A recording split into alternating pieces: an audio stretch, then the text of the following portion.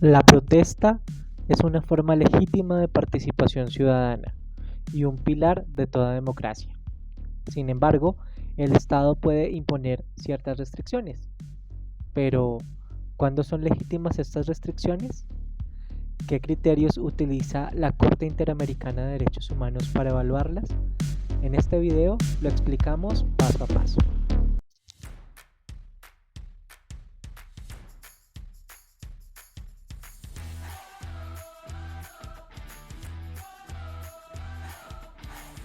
Para que la restricción al derecho a la protesta sean legítimas en un Estado democrático y de derecho, deben cumplir con ciertos criterios establecidos por el derecho internacional de los derechos humanos, especialmente por instrumentos como el Pacto Internacional de Derechos Civiles y Políticos y la Convención Americana sobre Derechos Humanos. Estas características son: legalidad. La restricción debe estar prevista por la ley. La norma que impone la restricción debe ser clara, accesible y predecible.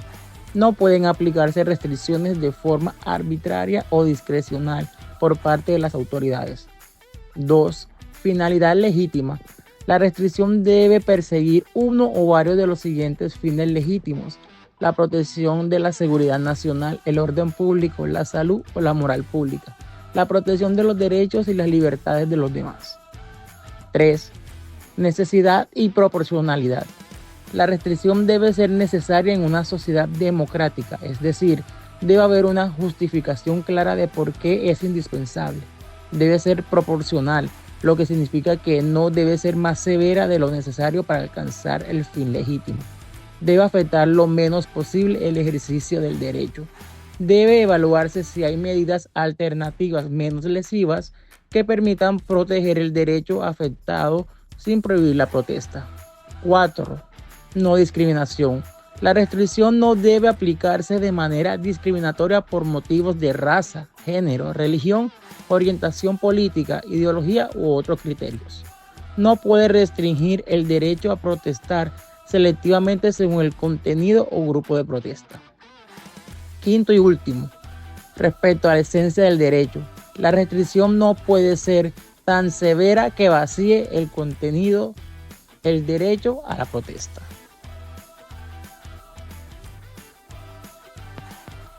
Gracias. En el caso Tavares Pereira y otros versus Brasil, la Corte Interamericana de Derechos identificó 3 momentos clave en el análisis de los hechos ocurridos durante la marcha por la reforma agraria del 2 de mayo de 2000. Estos momentos son los siguientes. El primer momento es la interceptación de los autobuses de los manifestantes.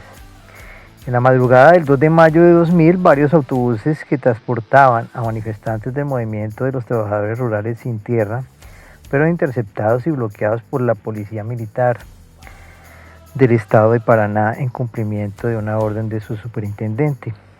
La Corte consideró que esta acción constituyó una medida restrictiva al derecho a la libertad de circulación y de reunión pacífica, sin una justificación suficiente. La autoridad no ofreció razones legítimas ni proporcionadas para detener la marcha de los autobuses, lo que configura una primera afectación al ejercicio de los derechos fundamentales. Existe un segundo momento que es el de descenso de manifestantes y muerte de Antonio Tavares Pereira. El hecho ocurrió así, de esta manera. Luego de la detención, la policía escoltó a los autobuses de regreso a sus lugares de origen. Durante ese trayecto, algunos trabajadores descendieron de los vehículos para intentar reunirse con otros compañeros que seguían retenidos al lado de la vía. Fue en ese momento que la policía abrió fuego, hiriendo a varios manifestantes y matando al trabajador rural Antonio Tavares Pereira de un disparo en la espalda. La Corte determinó que este segundo momento representó una violación al derecho a la vida, ya que no existía justificación para el uso letal de la fuerza. El análisis del uso de la fuerza bajo estándares internacionales mostró que no se cumplió el principio de necesidad ni proporcionalidad. Hay un tercer momento que es la represión generalizada contra los manifestantes. Este hecho ocurre así, de esta manera. Después de la muerte de Tavares Pereira, La policía militar continuó empleando la fuerza contra el grupo de manifestantes, utilizando gases lacrimógenos, balas de goma y armas de fuego, lo que causó lesiones a al menos 69 personas, incluyendo niños y niñas. Muchos de los heridos no habían participado directamente en el intento de cruzar la carretera. Para la Corte, ese tercer momento fue considerado como una represión injustificada y desproporcionada que violó los derechos a la integridad personal, libertad de reunión y expresión, especialmente en el contexto de una manifestación pacífica. La Corte enfatizó que el Estado tiene una obligación reforzada de proteger estos derechos y que las fuerzas del orden deben aplicar protocolos específicos y adecuados en contextos de protesta social, lo cual no se cumplió en este caso. Como conclusión general, vemos que estos tres momentos delinean una escalada progresiva de restricciones y violencia estatal, desde la limitación del derecho a protestar, pasando por la ejecución extrajudicial de un manifestante, hasta una represión colectiva sin que mediara mecanismos de control adecuados. La Corte encontró que el Estado brasileño violó múltiples derechos protegidos por la Convención Americana sobre Derechos Humanos. Muchas gracias. La aplicación de los parámetros de proporcionalidad invocado por la Corte Interamericana de Derechos Humanos en los eventos previos, concomitantes y posteriores al caso Tavares en contra de Brasil, lo proponemos de la siguiente manera. En el primer evento, el Estado involucrado restringió la circulación de las personas basados en las necesidades de orden público y seguridad nacional para garantizar la existencia de la nación, fundamento rechazado por la Corte al considerar que las protestas nacen como actos lícitos de reclamación popular, y cualquier limitación debe estar supeditada a circunstancias notoriamente perjudiciables. No basta invocar fundamentos vagos y generalizados para limitar la movilización pacífica. En fin, la legalidad y finalidad legítima de la actuación estatal se quebrantó por ausencia legislativa o normativa que limitara el derecho y por falta de motivos razonables sobre las supuestas afectaciones al orden público y al patrimonio estatal.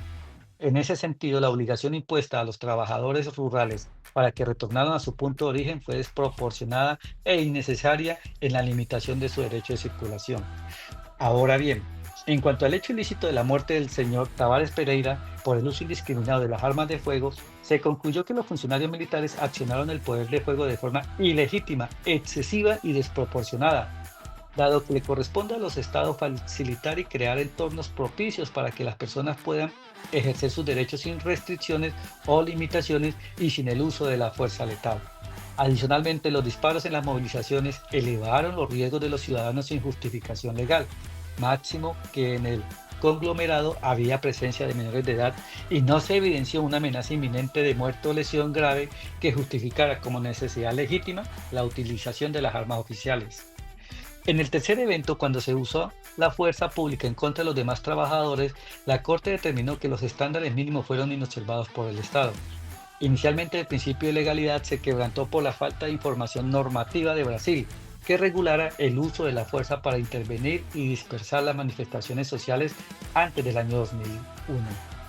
La finalidad legítima fue desnaturalizada con meras conjeturas de peligros o desmanes generalizados sin probanzas que permitieran evaluar los supuestos comportamientos violentos de la comunidad manifestante. En cambio, no se demostraron los eventuales daños o lesiones previstos por el Estado con la protesta agraria.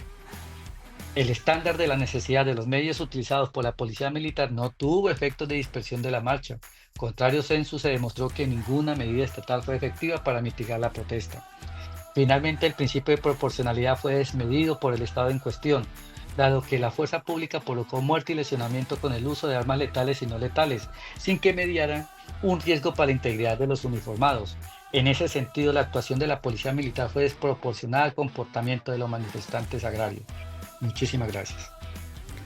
Así, a modo de conclusión, podemos decir que el caso Tavares Pereira evidencia que la protección del derecho a la protesta exige un enfoque preventivo y garantista. Esto es, primero, que las restricciones deben ser excepcionales, ajustándose a los principios de legalidad, necesidad y proporcionalidad. Segundo, que el Estado tiene la obligación positiva de facilitar la protesta pacífica, dialogar con los manifestantes y solo usar fuerza como último recurso bajo estándares estrictos. Y tercero, que la sentencia del caso Tavares Pereira sienta un precedente crucial en América Latina. la criminalización de la protesta y el uso letal de la fuerza contra civiles desarmados constituye violaciones graves a los derechos humanos, exigiendo, por tanto, reparación integral y reformas institucionales que garanticen la efectividad del derecho.